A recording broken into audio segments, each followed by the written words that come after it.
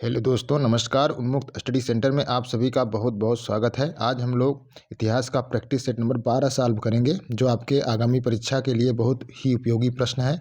यदि आप हमारे चैनल पर नए हैं तो हमारे चैनल को शेयर और सब्सक्राइब करना मत भूलिएगा।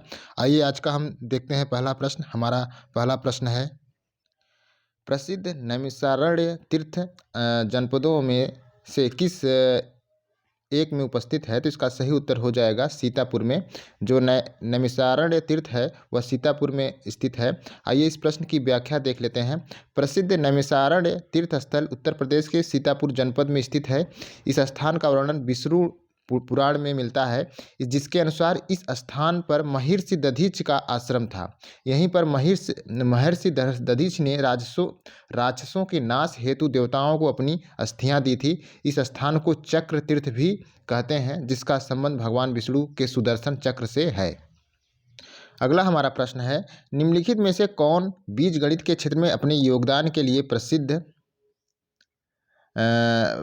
लिए विशेष रूप से जाना जाता है? तो इसका सही उत्तर हो जाएगा सी, भास्कर। भास्कर जो है बीजगणित के क्षेत्र में अपने योगदान के लिए जाने जाते हैं। आइए इस प्रश्न की व्याख्या देख लेते हैं। भास्कराचार्य का महत्वपूर्ण ग्रंथ लीलावती बीजगणित पर आधारित है। भास्कराचार्य ने बीजगणित के साथ ही अंकगणित तथा ज्यामिति के क्षेत्र में भी महत्वपूर्ण कार्य किया है। अगला हमारा प्रश्न है, निम्नलिखित में से कौन सा स्थल पार्श्वनाथ के संबंध होने के कारण जैन सिद्ध क्षेत्र माना जाता है? तो इसका सही उत्तर हो जाएगा सम्मेद शिखर। ठीक है। इस प्रश्न की व्याख्या देख लेते हैं। पारसनाथ की पहाड़ी पर स्थित सम्मेद शिखर जैनियों के लिए अत्यंत पूज्य है। इस पहाड़ी का नाम जैनियों ने 23वें तीर्थंकर पार्श्वनाथ के नाम पर पड़ा। इसी स्थान पर जैन धर्म के 23वें तीर्थंकर पार्श्वनाथ ने कठोर तपस्या की थी।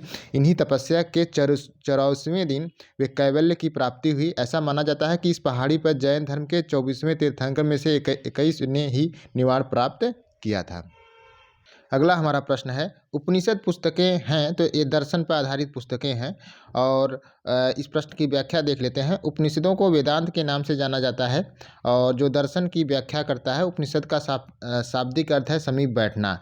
इनसे आर्यों के प्राचीनतम दार्शनिक विचारों की जानकारी मिलती है। उपनिषद में आत्मा, परमात्मा, संसार के संदर्भ में प्रचलित दार्शनिक विचारों का संग्रह मिलता है। इन्हें वैदिक साहित्य का अंतिम भाग होने के कारण इन्हें वेदांत भी कहा जाता है। प्रमुख उपनिषद हैं ईश, केन, कठ, मांडुक्य, तैत्तिरीय, ऐतरेय इत्यादि। भारत का प्रसिद्ध राष्ट्रीय आदर्श वाक्य सत्यमेव जयते जो है मुंडकोपनिषद से लिया गया है। अगला हमारा प्रश्न है, बुद्ध का जन्म हुआ था? तो इसका सही उत्तर हो जाएगा बुद्ध का जन्म जो है लुम्बिनी में हुआ था। और इस प्रश्न की व्याख्या देख लेते हैं। रुम्निदेई के नाम से जाना जाता है लुम्बिनी को, और कपिलवस्तु शाक्य गणराज्य की राजधानी थी। इनके पिता शुद्धोदन शाक्य गणराज्य के मुखिया थे बुद्ध के। अगला हमारा प्रश्न है, जजिया किसके शासनकाल में पुनः चलाया गया था? तो इसका सही उत्तर हो जाएगा औरंगजेब के काल में जो है जजिया एक कर था, इस पुनः लगाया गया था।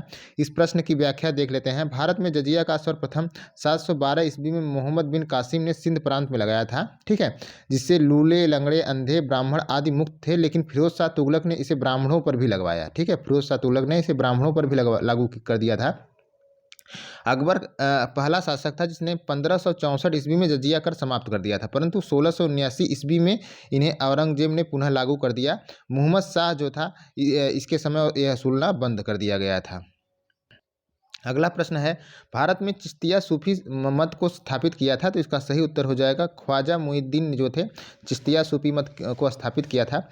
इस प्रश्न की व्याख्या देख लेते हैं। शेख मुइनुद्दीन चिश्ती ने चिश्तिया सूफी मत को स्थापित किया था। ये मोहम्मद गोरी के समय 1192 ईस्वी में भारत आए और अजमेर में अपने खानकाह की स्थापना की। इस संप्रदाय के अन्य महत्वपूर्ण संत हजरत निजामुद्दीन औलिया थे, जिन्होंने भारत में सूफी मत के प्रचार में महत्वपूर्ण भूमिका का निर्वहन करते थे। अगला हमारा प्रश्न है, दिल्ली का प्रथम मुस्लिम शासक कौन था? तो इसका सही उत्तर हो जाएगा कुतुबुद्दीन ऐबक जो था दिल्ली का प्रथम मुस्लिम शासक था।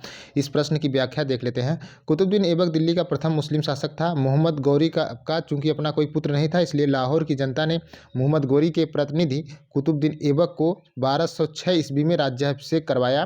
प्रारंभ में ऐबक ने इंद्रप्रस्थ को अपना सैनिक मुख्यालय बनाया, फिर एल्दोज का सामना करने के लिए लाहौर को अपनी राजधानी बनाया। ऐबक को उसकी उदारता और दान प्रवृत्ति कारण से लाख बख्श, लाखों का दानी कहा जाता है। अपने शासन के 4 वर्ष बाद 1210 ईस्वी में लाहौर में पोलो खेलते समय घोड़े से गिरने कारण ऐबक की मृत्यु हो गई थी 1210 ईस्वी में।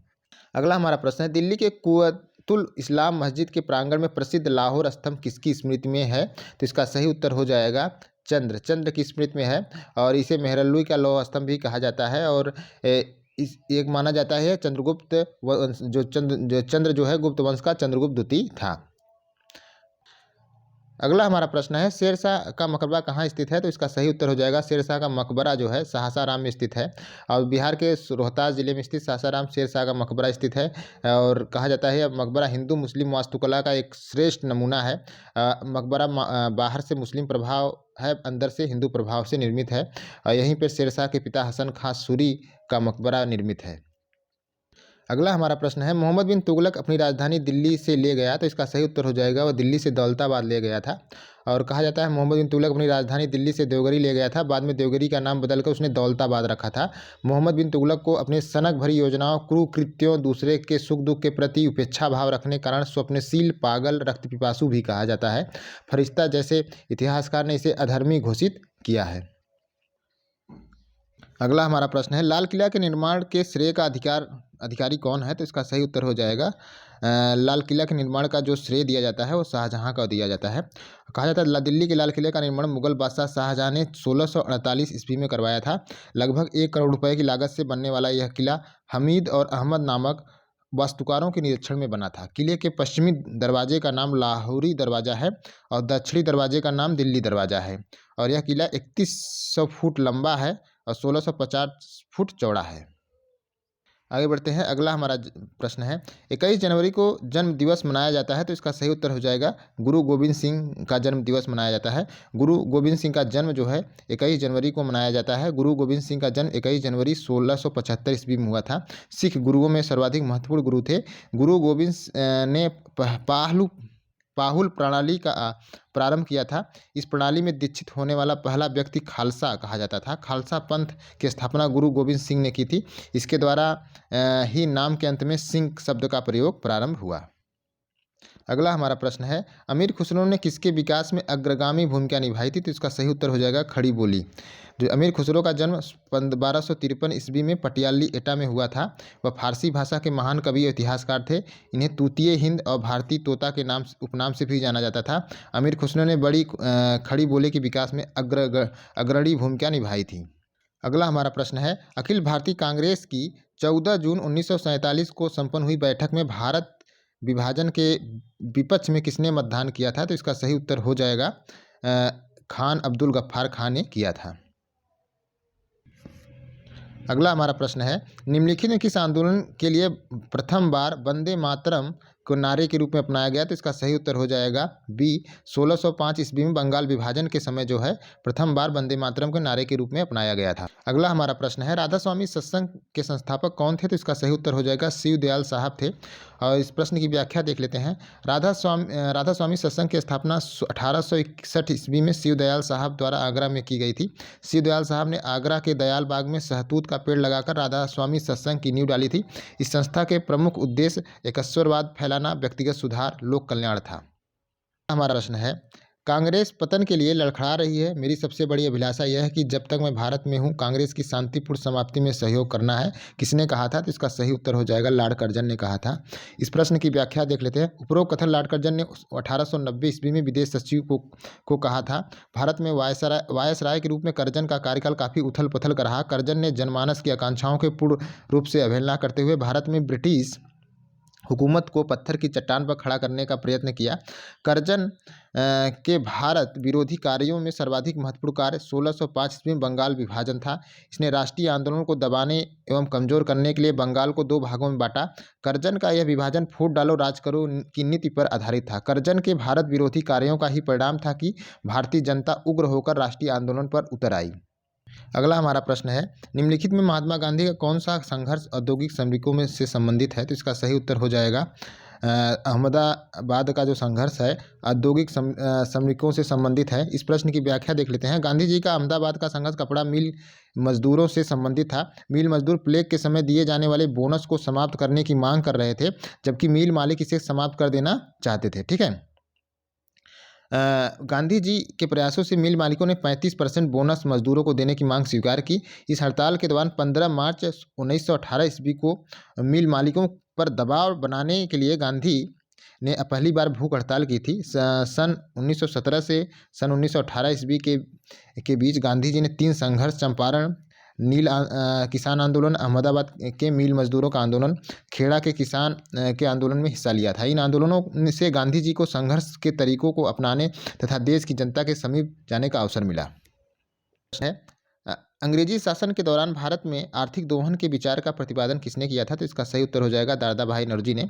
और कहा जाता है कि दादा भाई ने अपनी पुस्तक poverty and British rule India में धन निष्कासन का सिद्धांत प्रस्तुत किया था। इन्होंने अंग्रेजों द्वारा धन के निष्कासन को अनिष्टों का अनिष्ट कहा था। अगला हमारा प्रश्न है, किस भारतीय क्रांतिकारी ने सुभाष चंद्र बोस को इंडियन नेशनल आर्मी के गठन में सक्रिय सहयोग दिया था? तो इसका सही उत्तर हो जाएगा रासबिहारी बोस ने। इस प्रश्न की व्याख्या देख लेते हैं। आज़ाद हिंद फौज की स्थापना मोहन सिंह और रासबिहारी बोस द्वारा की गई। 4 जुलाई 1943 ईस्वी में आज़ाद हिंद फौज की कमान सिंगापुर में सुभाष चंद्र बोस को सौंपी गई।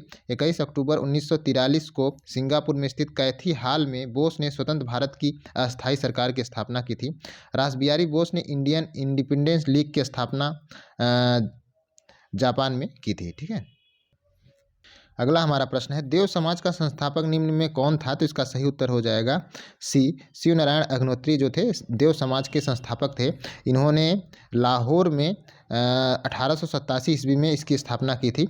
इस समाज के उपदेश देवशास्त्र नामक पुस्तक में संकलित है। इसके अनुयायी गुरु की पूजा करते थे। बहुत ही महत्वपूर्ण प्रश्न है। नमक सत्याग्रह के समय जब गांधी जी कैद कर लिए गए, उस समय किसने आंदोलन के नेता के रूप में उनका स्थान लिया था? तो इसका सही उत्तर हो जाएगा अब्बास तैयब जी। जब गांधी जी को कैद कर लिया गया तो अब्बास तैयब जी ने जो है आंदोलन के नेता के रूप में गांधी जी का स्थान लिया था।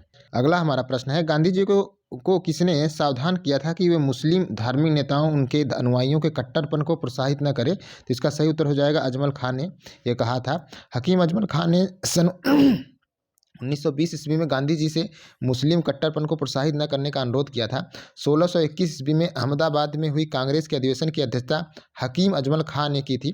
ये कार्यकारी अध्यक्ष थे क्योंकि चित्तरंजन दास की अध्यक्षता के रूप में निर्वाचित हुए थे, वे जो जेल में बंद थे।